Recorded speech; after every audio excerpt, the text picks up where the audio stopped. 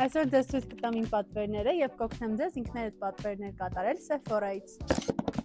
Իրականում այս ամբողջ արքղի գրեթե 60%-ը նվերներ են ու ես դրանց համար չեմ վճարել ոչ մի լումա։ Յուրաքանչյուր պատվերի հետ մինչև 2 սեմպլներ կարողանում եք ընտրել ձեր ցանկությամբ։ Ես այս անգամ ընտրել եմ օտաներիքներ Prada-ից եւ Ralph Lauren-ից։ Հաջորդը այսպիսի մազերի խնամքի սեթ է, որի մեջ կա շատ տարբեր մինի չափերի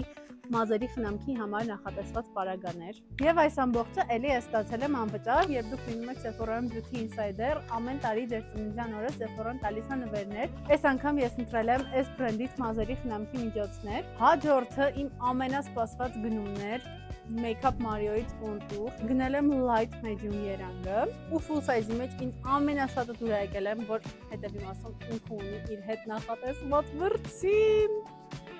Շատ լավ է։ Իսկ ամենավերջում փորձարկելու համար պատվիրել եմ The Ordinary բրենդի խոնավեցնող կրեմ։